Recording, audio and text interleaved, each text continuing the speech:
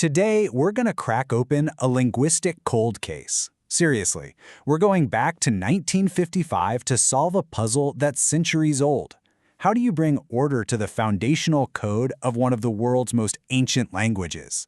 This isn't just about grammar, you know. It's a full-on detective story, and it's hidden in the pages of an old book. I mean, just think about it. How would you even start to map a language like Sanskrit with thousands of years of history? Where do you even begin? The sheer scale of that challenge is exactly what we're going to get into today. So here's how we're going to tackle this. First, we'll look at Sanskrit's atomic units. These are the core clues in our mystery. Then, we'll uncover the puzzle that stumped scholars for ages, see how a master key was forged to solve it, and yeah, we'll even learn how to use that key. And finally, we'll ask, why do these old books still matter so much? Okay, so every detective story starts with the evidence, right? To get what's going on here, we first have to understand the clues. And in this case, the clues are the very building blocks of the Sanskrit language itself. So the main piece of evidence is this concept called the dhatu. These are the foundational verbal roots of Sanskrit. You can think of it like the core idea of a verb, like to go or to make. A dhatu is that primal element that thousands of other more complicated words are built from.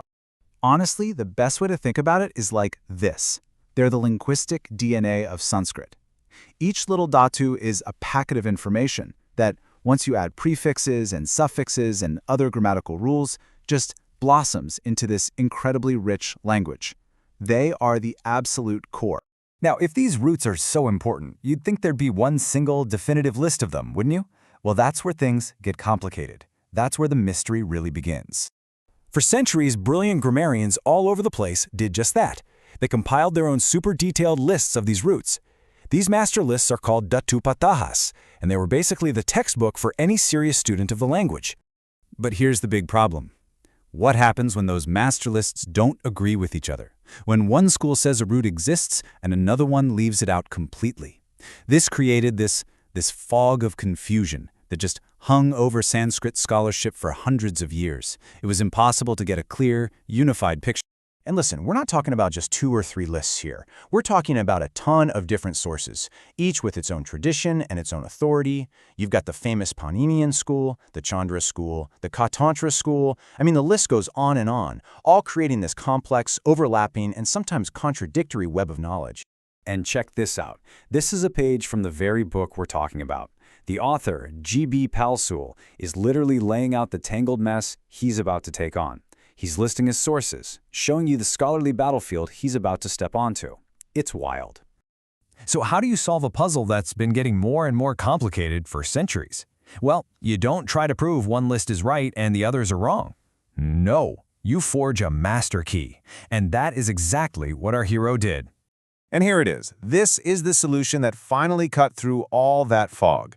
It was published in 1955, a concordance of Sanskrit Dhatupatas by G.B. Palsul. This book, this is the master key.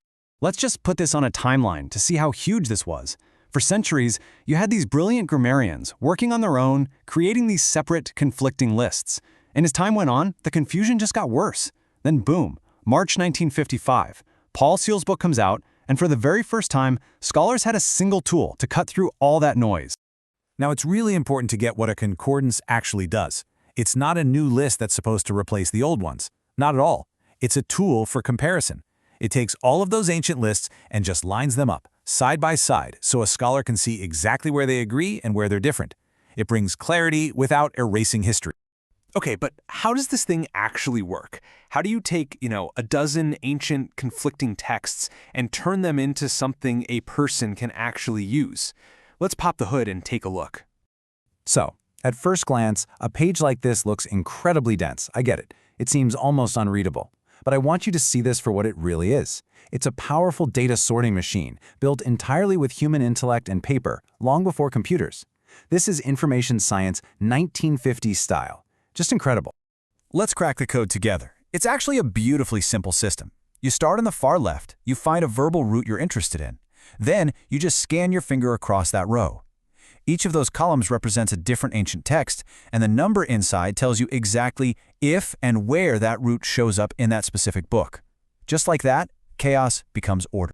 And this This is the final key to the whole system, the legend. It looks like a simple list of abbreviations, but it's what connects all that data back to its history.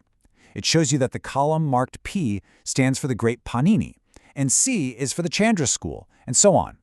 It's the decoder ring for our whole detective story. So let's get to our final section here and figure out why a dense academic book from 1955 still has something really important to teach us today. What's the real legacy of a project like this? Well, what's really fascinating here is the scale. If you look at the book's own publication page, it says that only 500 copies were printed in that first edition, back in March of 1955. Just 500. Obviously, this was never meant to be a bestseller on every bookshelf. It was something way more profound. It was a monumental work of pure human dedication, a lifetime of incredibly detailed research, not for fame, not for money, but just for the purpose of preserving and organizing ancient knowledge for all the generations that would come after. And you know, behind all the data, all the tables, and all the linguistic code, there's a simple human story. Right here on one of the first pages is the author's dedication for this immense intellectual achievement. To the sacred memory of my mother. And that kind of leaves us with a final thought, doesn't it? This incredible tool for understanding one of the world's great languages was created and saved in the pages of a rare old book. It really makes you wonder, what other ancient knowledge, what other solutions to huge puzzles are just sitting there right now, in plain sight, waiting for us, in the pages of another old book?